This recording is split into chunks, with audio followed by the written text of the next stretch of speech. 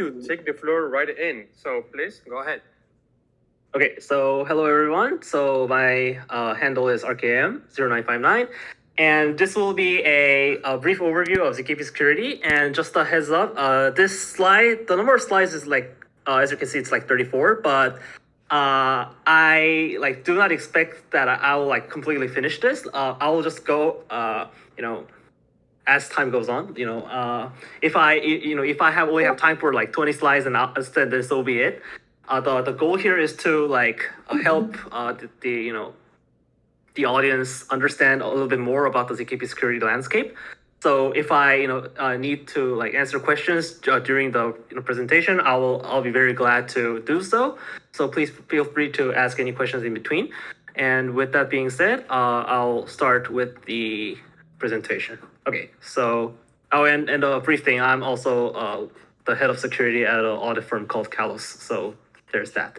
And so to understand the ZKP auditing and / security landscape, we kind of first have to understand what ZKP is all about. So a brief summary is that the entire goal of a ZKP in many cases is to provide a concise proof of a certain statement. So to do so, there's two steps. And the first step is that the ZKP developers, who construct this thing called a circuit, cooks up a constraint system, this thing called a constraint system, with a domain-specific language that corresponds to this big statement. So what this means is that there's this big statement, such as if there is this initial EVM state, and then I process these few transactions, and the result will be this post EVM state. That's a pretty big statement, and the circuit developers' work is to turn this big difficult statement into a constraint, a list of constraints. So after the circuit devs do that, the cryptographical backend, the prover code, which is also called the prover code, takes this constraint system and then handles all the actual proof generations and stuff like that. So basically, the first part can be considered as a front end of the ZKP, and the cryptographical part can be considered as a backend of the ZKP. So with that being said, so the first thing we have to really understand is what kind of constraints can the circuit developers use.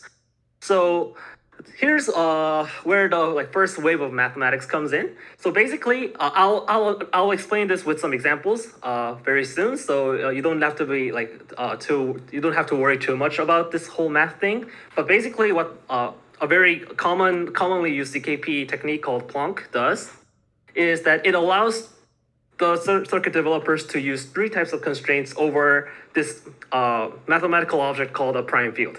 So these three types of constraints is A, polynomial constraints, where you can either use additions, multiplications, and subtractions. And this is a pretty confusing looking statement, but we'll just get over it. And the second type of constraint is equality constraints. So what you can do is that you can constrain two values to be equal. And I'll also go over this with some examples later. And the third type of constraint is a lookup constraint. So what you can do is that you can take a value inside your table and then assert it to be included in a fixed table called table T. So since this is all very confusing, I'll just go straight into the example. So basically what Plonk does is you have to make every constraint, every statement, and encode it into this rectangular board. So there are 5 columns in this rectangle. The first one is called Selector 1, the second is called Selector 2, and the remaining 3 is called Value 1, Value 2, and Value 3. So in this example, I'm kind of implementing a Fibonacci sequence type of thing. And here I wrote 4 constraints here. Let's look at one by one. So the first thing is selector 1 times value 1 plus value 2 minus value 3 is equal to 0. So what this means is that for rows that have selector 1 as 1, so all rows in this case, these rows must have value 1 plus value 2 equal to value 3. So as you can see, 1 times 3 plus 5 minus 8 is equal to 0. 1 times 5 plus 8 minus 13 is also equal to 0, and so on.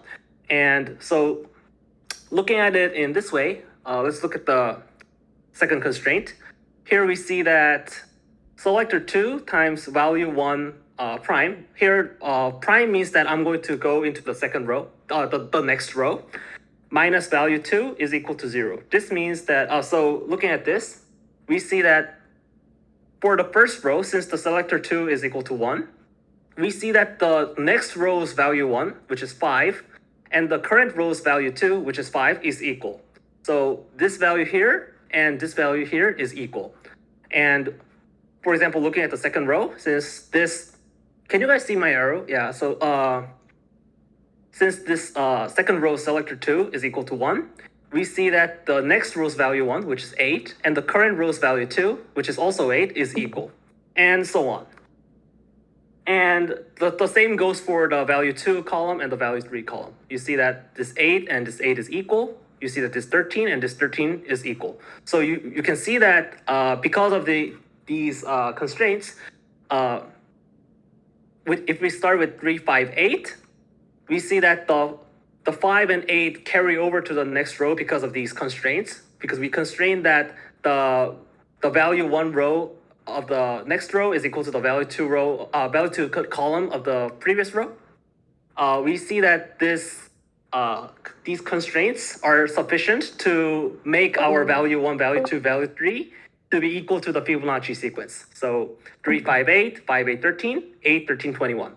And the another type of constraint that we can actually use is we can force two what should we call it? Two entries of this table to be equal. So for example, we can also constrain that the second row, this is using the zero index notation.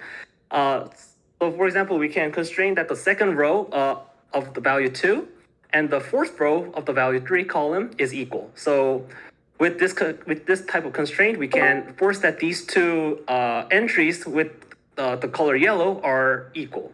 So these are the types of constraints that we can use, and these are the types of constraints that we have to encode every single detail about our original applications specification. Yeah, so basically you have to, if you want to make a ZK EVM, you have to encode every single thing about the EVM into these types of constraints. So it's going to be quite difficult. So the initial classification of bugs, so where the bugs will come from a ZKP project, is you can divide it into two things. The first thing is the bug in the constraint system design. So for example, if I forget to constrain this first constraint, then this means that the value 1 plus value 2 may not necessarily equal to value 3. So at that point, the whole Fibonacci sequence idea will just completely break. Because at that point, I can just do 3, 5, 7, 3, 5, 6. It's all going to satisfy the list of constraints if I just simply forget this basic check. So the point is that if I forget a certain constraint, then the constraint system will be insufficient to match the application specs. So that's the first type of vulnerability, and the second type of the vulnerabilities are in the cryptographical backend. So as I mentioned before, the ZKP development comes into two parts. The first part being the front end, and the second part being the back end. So corresponding to this, the vulnerability classification will also divide into the front end side and the back end side. But since the back end side of things is usually very mathematically difficult and like very theoretical in nature. And also usually for the circuit developers, the latter types of vulnerabilities is like not very important because it's the latter side comes from the prover code itself, not the circuit stay right. So usually for the circuit devs, the former case is more interesting, and this will be like our focus for today. So here's a quick vulnerability example that like is not very like mathematical, but it's like a good brain teaser.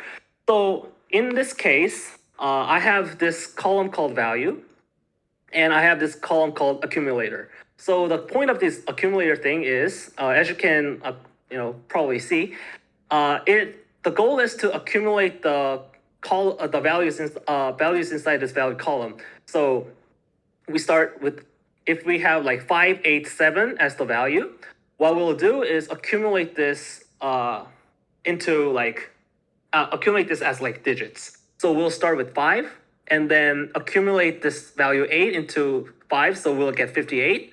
And then accumulate this value 7 into 58, so we'll get like 587. So we'll go like this.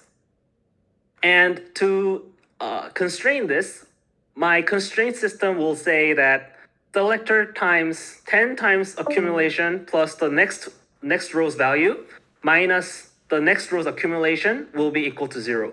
So what this does is that, for example, this constrains that, let's just look at the first row. What this constraint says is that 10 times 5, because the current row's accumulator is 5, plus the next row's value, which is 8, is equal to the next row's accumulation, which is 58.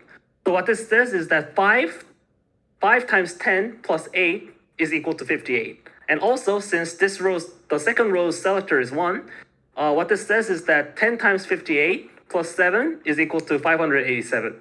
So it's, at first glance, it seems like this equation is sufficient to constrain that this accumulator column is actually accumulating the values inside this value column. But actually, there is one missing piece that completely breaks this idea. And the missing piece here, and this type of vulnerability is actually pretty common, surprisingly. And the main idea here is that there is no check that the first row's value is equal to the first row's accumulator. So what we can actually do is we can, at this point, because there's no such check, what we can do is that we can just set the first accumulator value to 6, and then put 68, and then put 687, and this will pass the checks. But it's clearly not the result we want. So at this point, what we can conclude is that because there's no check that the initial value and the initial accumulator there's no check that these two are the same, this system is so-called under constraint. So this is a vulnerability if the specifications say that this accumulator column is actually an accumulation of this value column. So this type of vulnerability is something that we should be able to find if we are going to audit a ZK VM circuit. So I hope this kind of made sense. This is actually, as I mentioned before, this is actually pretty common because there's a lot of accumulation related stuff in ZK projects. So yeah, I hope this made sense, and if hopefully it did. And now I'll dive into the stuff I talked about in the Ethereum Sol presentation. So if we look at the ZKP development cycle, usually what happens is that first you have like a written specification of what you're going to build. So basically, if you're trying to build a ZK VM, then you basically start with the EVM specifications. So you start with the specifications, and you kind of first you have to figure out like what stuff you would have to check.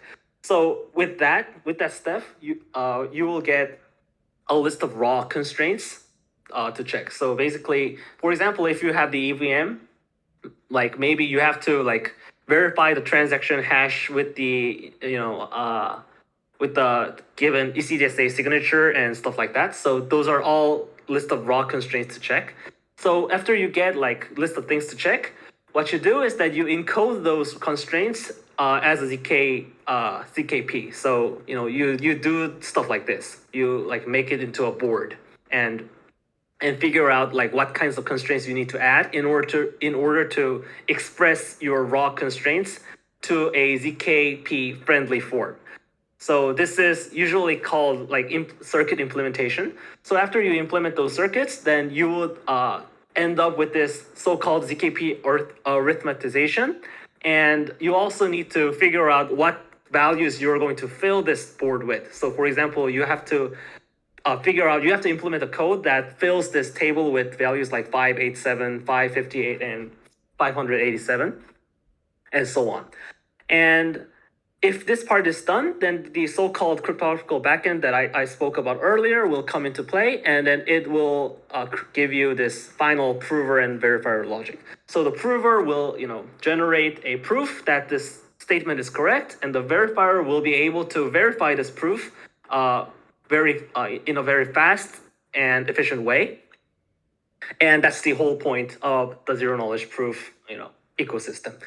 And the idea I gave at the Ethereum Sol presentation is that each of these steps, like figuring out what to check, implementing the circuits, and the cryptographical magic part, each of these steps have their like own way of creating a vulnerability. So like we can actually divide the vulnerability classes based on like which step they originated from. So for example, since as I spoke before, we're not going to be talking about the whole cryptographical magic part because it's like all math and we don't have enough time. So we're going to focus on the top two parts.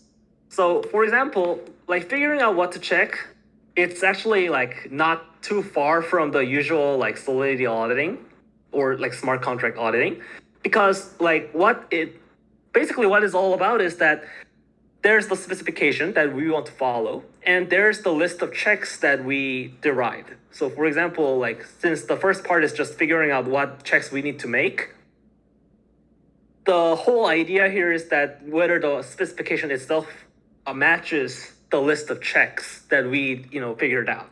So for example, if a certain test case doesn't match the specification, but it passes the checks, then that means that the circuit or the list of checks is under constrained. So you didn't add enough checks. So for example, in here, because we didn't add enough checks, the accumulator values like 668 and 687 passed, even though it wasn't supposed to pass. So this means that the list of checks we figured out is under constrained. And on the opposite side, if a test case matches the specification, but it fails the checks, that means that your list of checks you figured out is actually an overkill. So it's an over-constrained system. So usually over-constraining something is not talked about enough, in my opinion, in ZKP, because like it's hard to overkill something in ZKP, but it's certainly possible. And it also isn't something that should be taken lightly, because, for example, if your system is supposed to handle all these inputs that matches the specifications, but it fails to verify something, that means that your system, your developed system will not work properly for that input. So in some extreme cases, that may even lead to something like denial of service, and that's obviously something not something that can or should be taken lightly. So that's one of the points I mentioned in the presentation. And the second part is that this under constraining thing can be also caused by not by some mathematical magic or cryptographical magic that everybody is scared about when dealing with ZKP, but it can also be just caused by just forgetting a check. So for example, just like the case before, in this case, it's not it's easy to forget that the first value and the first accumulator should be the same, but it's clear that it's needed. So if somebody just forgets it and doesn't, include it in their list of checks, then it's immediately on an under constraint circuit. And this is the kind of vulnerabilities that are surprisingly, apparent. It can be found a lot. It's very common. So a good point here is that a lot of vulnerabilities actually just come from like these easy checks that are just missing because it's so easy to forget. And all in all, the conclusion here is that the security fundamentals from like Solidity auditing and stuff like that are still very much relevant because these two types of vulnerabilities can be like it doesn't really deal much with mathematics. It's mostly about like whether your test cases are like sufficient enough to like find out these under constraints or over constraints. So yeah, that was like one point I mentioned about because like for example, once again, in this case, a good test set would be able to catch this vulnerability by, like maybe you can just fuzz with the accumulator stuff and then find that, oh, the first value and the first accumulator is can be different and that's a bug. So here we can say that like the usual security fundamentals are very much relevant. And this is the like non-mathematical part of the ZKP vulnerability landscape. And that's the step one of the finding out what to check part of the ZKP development cycle. And the second step, as I mentioned here, is turning the list of raw constraints into an actual circuit. So you have to put everything into a rectangle by implementing this circuit. So this circuit implementation is like pretty much the main dish of the whole ZKP security landscape. And this is this list is from a public repository in GitHub called ZK Bug Tracker by Xerox Park, and it lists some common vulnerability types. And for example, I'll just give a quick example of two of the like more like popular variants of these vulnerabilities. And the first one is this distinguishment between assignments and constraints. So basically, because ZKP is all about constraints, ZKP is all about constraints. So if you forget a constraint, then because you're like, you are making a weak system, you're, how should I call this? If you forget a constraint, that means that your prover doesn't have to follow whatever rules you make, because if there's no such constraint, then that rule, quote unquote constraint can be just ignored because it isn't actually added. So for example, in this language called Circum, a variable assignment is actually quite different, just different from adding the actual constraints. So for example, if I do this single arrow, I guess this is called single arrow. This means that you're just assigning a variable, not constraining that variable to be equal to whatever you're assigning to. So if in this lower row, this out value is actually assigned and also constrained to be equal to this minus n times n plus 1 thingy. So it's very different.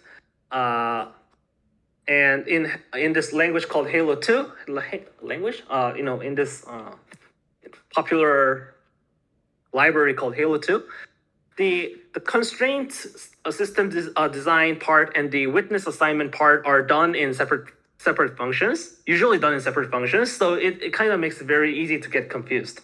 And the important point here is that the verification logic of the verifier solely depends on the build constraint system. So if you forget something in the constraint system, that's not going to be accounted for in the verification logic. So if you forget something, any adversary can just like create a proof while just not following it.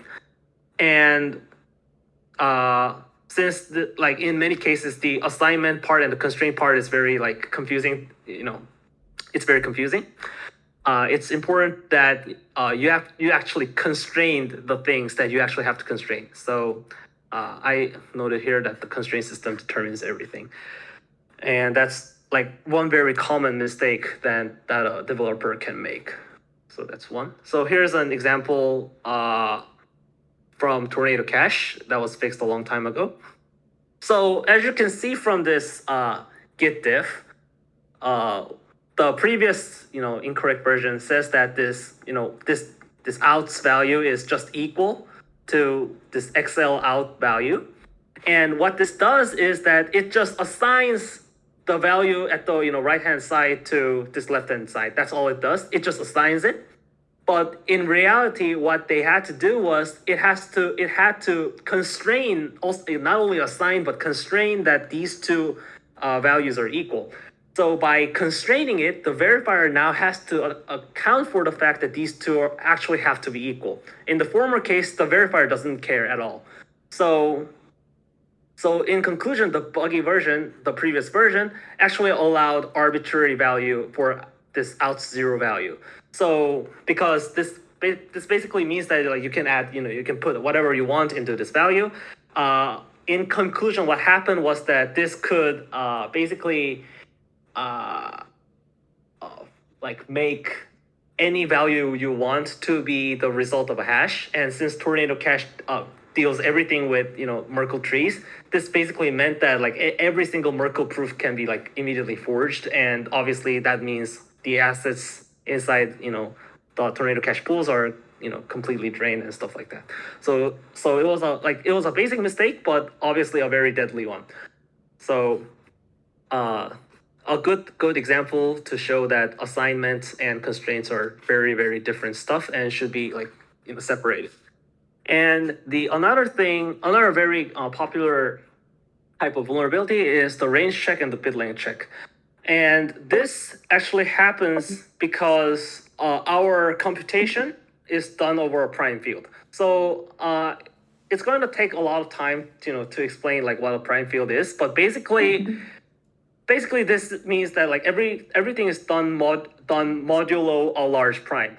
So for example, like there's no such thing as negative numbers here.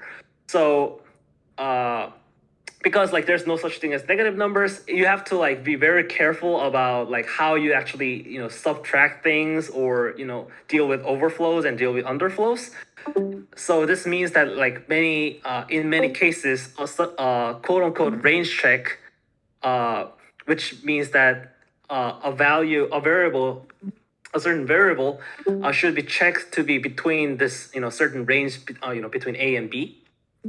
This is needed in a lot of cases, and missing this could be a vulnerability. So for example, in the PSC team ZKP VM, there is this thing called a modulo gadget, which what it does is that it shows that A modulo n is equal to R, with R being zero in the rare case that n is equal to zero. So to do this, the prover supplies the witness K. The prover supplies this value called K, and then shows that A is equal to K times N plus R, which is the thing you have to show indeed. And the problem here is that the gadget they actually showed that A equals K times N plus R, but modulo 2 to the power of 256, which is usually fine because A, K, N, R, those values are all within 0 and 2 to the power of 256. This is usually fine. But while this doesn't matter when you're just thinking about the witness, this actually matters a lot when you're thinking about the entire constraint system design. This is because that the check that K times N plus R is actually less than 2 to the power of 256. So this modulo thing isn't actually being utilized. It's missing. So because if you think about it, in the case that this Kn plus R thing is more or equal to 2 to the power of 256, that means that the modulo will actually come into play, and this constraint that is actually being used, which is A is equal to K times N plus R in modulo 2 to the power of 256, is a completely different statement from the thing you actually wanted to show, which is simply that A is equal to K times N plus R.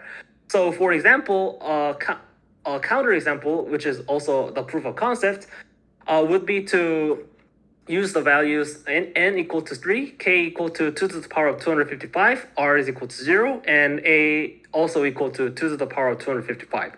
So this set of values will actually satisfy this modular equation, but it's also clear that a modulo n is not equal to r.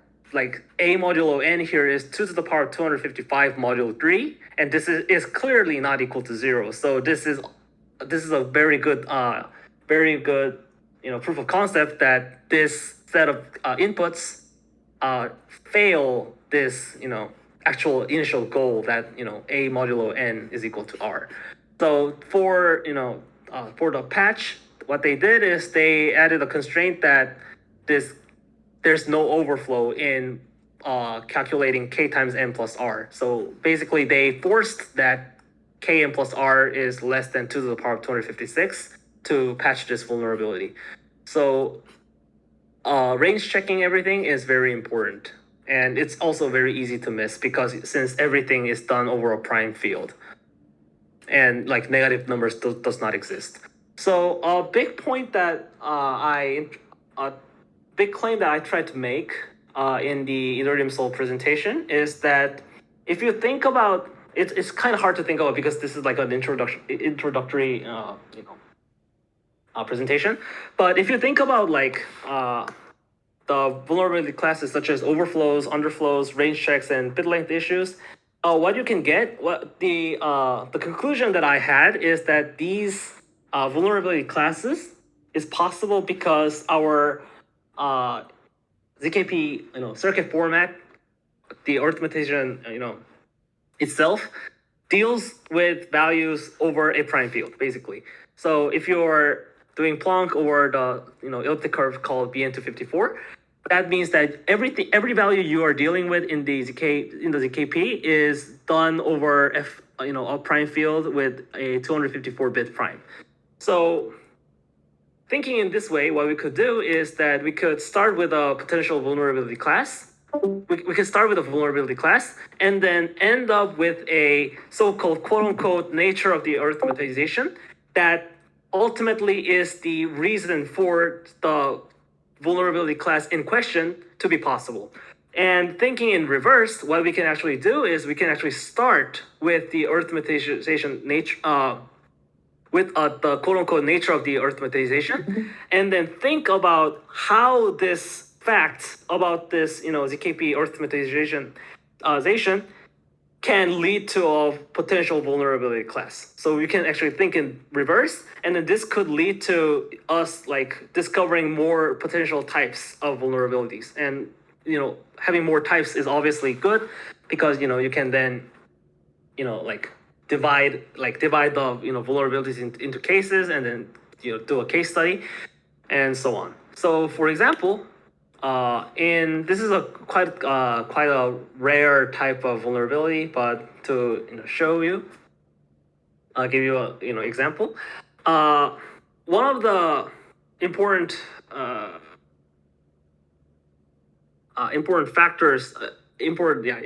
facts about Planck is that there is this thing called a lookup table, and you use a constraint type called a lookup constraint, and sometimes you can actually use a quote-unquote dynamic lookup table to improve performance on proving and verifying.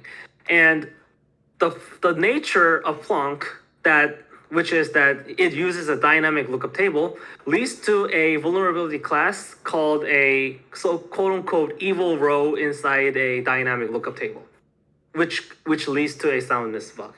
So to explain what this means, it's kind of hard to explain, but to explain what this means is that, so consider that there's this column for lookups. Basically what this means that your constraint system will include some statements such as like this value over there is inside this column somewhere. Like it doesn't necessarily have to be equal to like this first thing. It doesn't have to necessarily be equal to this second thing. But all that's important is that that value over there is inside wherever it's just inside this column. And what we can do here is that if this is an advice column, which means that it isn't fixed, it isn't predetermined. What we can do in a vulnerable case is that if this first row is constrained and it is constrained enough so that it is filled with an actually correct value, and so is this second row. But if this third row is not constrained at all, what we can do is that we can fill this not constrained entry with some adversarial value, and then use that for a lookup argument. So, for example, if this it's kind of hard to explain this in here, but for example, if that value over there is constrained to be inside this advice column, what we can do is that we can just fill this red entry with some whatever value we want, and then since that value is now inside this advice column, we can also put it for that value over there, and obviously this could this idea could be chained in other ways to create a full chain attack, and yeah, that's one of the vulnerability classes that was found relatively recently. And another type of vulnerability class that I discussed is the use of selectors. So selectors are basically used to select constraints. So for example, in the very first example I gave, here, for example, here what this selector does is that it by putting the selector as 1, you force this constraint of 5 times 10 plus 8 being equal to 58. So if you look at this equation, if selector is 0, then you can see that this 10 times accumulator plus next value is being equal to next accumulator doesn't have to hold for this equation to be true, because selector is already 0. This expression inside this parenthesis doesn't need to be equal to 0, because selector is already 0. But if selector is 1, then this expression must be 0. So this constraint must actually hold. So in a way, the selector can be used to select, turn this constraint on or off. And hopefully that made sense. And so there are multiple ways for how selectors could lead to a vulnerability. And I gave 2 examples. The first one is that the selector enabling logic itself is incorrect. And the second one is that the selectors aren't in the rare case that the selectors aren't actually fixed or predetermined in advance. So in the former case, I actually discussed about a bug I found in Scroll during on audit, and basically this is kind of hard to go over. So I don't know if I don't know if I should explain this, but I'll try my best. In this case, this is the Poseidon circuit, and what it does is that it has this thing called a hash table, and it fills out this hash table, and it starts with 1 or 2 custom rows based on this variable called MPT only is true or not. So if MPT only is true, there is 1 custom row, and if it is false, then there are 2 custom rows. And then after the custom rows are filled, then the main table body rows will be filled. So we see that it starts with the custom row filling and then moves on with the body table filling. And there is this selector called sCustom, which is turned on if and only if the row in question is a custom row. So yeah, so if it is a custom row, and what the code inside this fill hash table custom is that in the case where MPT only is equal to true, what it did was that it enabled this S custom selector for the offset 1, and then returned 1 as the resulting offset. So what this did is that even though there is only one custom row, it enabled the S custom selector for both the first. Let's just say 0th, because this is zero indexed. It enabled the S custom selector for the 0th and the first row. So it enabled the S custom selector for 2 rows instead of 1, even though there's only one custom row. And it also happens that this table body is filled starting from offset 1, because there's supposed to be only one custom row. But at the same time, on the offset 1, this thing called S custom is currently being enabled. And it also happens that for the custom row, there's a constraint that the hash inputs for that row where S custom is turned on must be equal to 0. So this constraint, it's hard to read this, but this constraint actually says that if this S custom selector is turned on, then the hash inputs and this control value, which is practically the number of bytes you're going to hash, must be equal to 0. So what this means is that the first row in the hash table body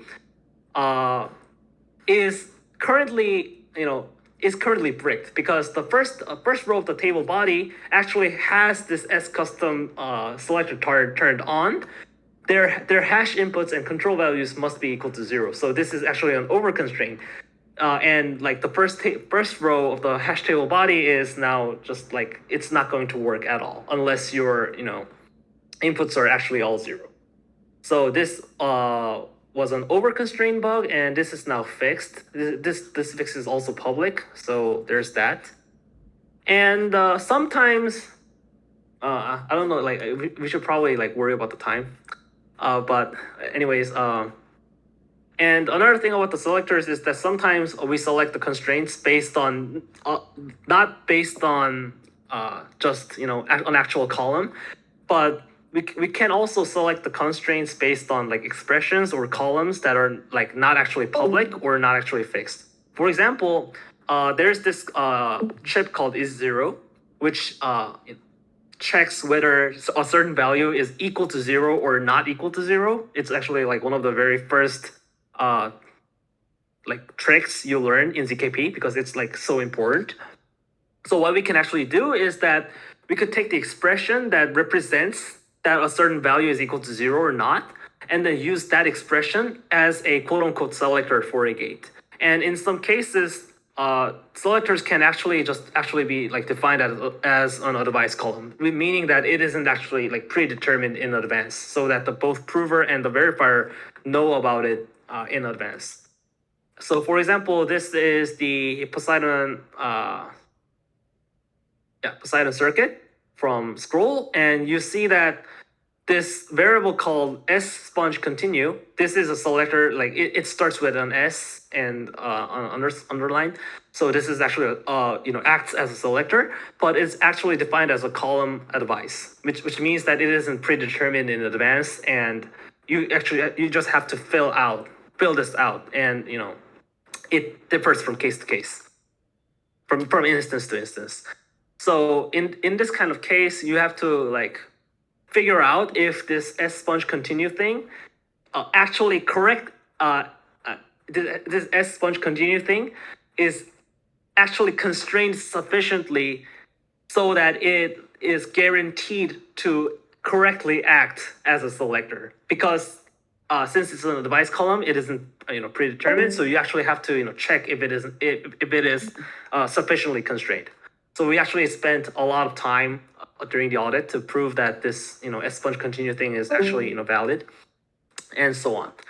And I guess I'll like make this as the final point. So basically, as I showed you before with the whole accumulator thing here, in a lot of cases, like in all cases, the selector is multiplied to an expression and constrained to be equal to 0, so that if the selector thing is 1, this expression thing must be 0. But if selector is 0, then this expression thing doesn't like have to be 0. It could, but it also doesn't need to be equal to 0. So writing that in this format. So if I say that this Q thing is a selector and this EXPR thing is an expression, so and EXPR thing is an expression, we'll usually write our constraints in the form of Q times expression is equal to 0. So in this case, it doesn't really matter if the selector Q is actually Boolean or not. Because if Q is non-zero, like whatever Q is, like Q can be 2, Q can be 3, Q can be 4. If Q is not 0, then this is actually enough to force that this expression thing is equal to 0, which is like the point of a selector. So it's fine. But in the case where you're using a selector alongside with a lookup, it becomes important that your selectors are actually Boolean. So for example, if my constraint is that this Q times expression value is inside this table, then it's actually important that Q is either 0 or 1. Because if let's say if Q is 2, then this statement on the left-hand side implies that 2 times expression is inside the table. Oh, this doesn't necessarily mean that this expression value is inside T, which is like what we wanted to actually constrain in the usual case. So constraining that the selectors are Boolean, it might be important in the cases where you're using a selector alongside with a lookup. So to emphasize that this is actually possible, I actually showed a close call as a KVM, but this is actually kind of complex, so I'll go skip over it and just go straight into the conclusion. So the conclusion here is that with an arithmetization, we can think about how like certain properties of this tactic can lead to a vulnerability class. So thinking in this way, I showed you earlier. Could be a very like good way to study or develop new ideas for a potential vulnerability class. So I believe that like a better taxonomy of vulnerability classes is one of the better ways to like improve our understanding on this whole ZKP security landscape. So I hope that like this angle, this entire idea is a good one that helps us increase our vast knowledge. And I think that's pretty much it. Yeah. Yeah. Okay. So thanks to Kyle for making the ZK bug tracker. That's the GitHub repository I mentioned earlier. Thanks to also Xerox Park for their security group, from which I learned a lot from, and also thanks to Scroll for allowing me to share some findings here, and also thanks to Spearbit for allowing me to present here. Sorry that I was presenting in a rush. It's a bit late over here, and it's kind of hard to see well. Not at all, and especially like thank you very much to you for coming and giving this outstanding presentation, which most people will watch back at home and will pause the video on each slide to take notes, because there's like so much alpha, as you would say, this presentation. Does anyone on the audience have any question in particular that you would like to ask RKM before we wrap this up?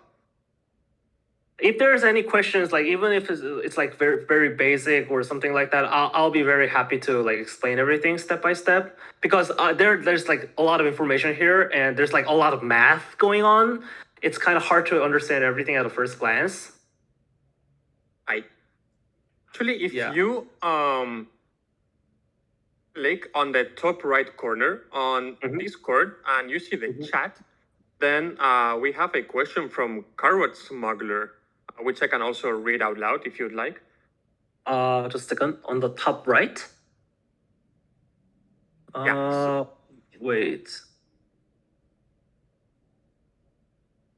Let me Why do I? Oh, there's a chat. Oh, okay. Sorry, yeah. Okay, I see it now. Over constrained circuit in Circom. Well, I don't actually quite remember an actual example, but yeah, one of the reasons why over constrained circuit is like so overlooked in many cases is that it's kind of hard to like find actual vulnerability cases. But I mean, over constraining something isn't that difficult. Like if you write a good code and then add a stupid constraint for some odd reason, that will be an over constrained circuit.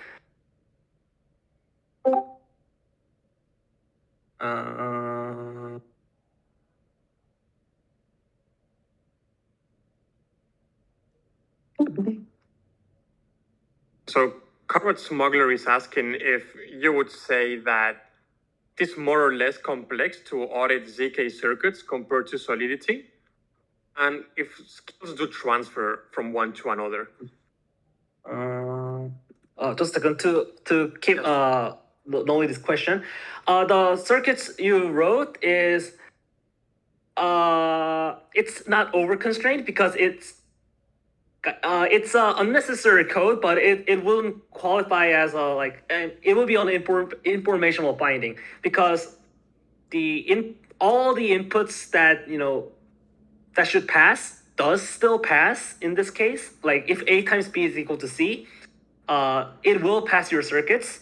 So it's still fine, but obviously we would tell them to like remove one line because it's obviously not needed.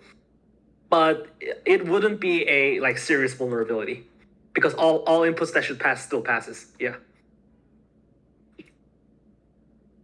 And for the Kalos Smuggler's question, I would say that, in my opinion, it's more complex to audit ZK circuits, but maybe that's because of like my experience around auditing ZK circuits is mostly from ZKVM, and ZKVM is obviously like extremely large project.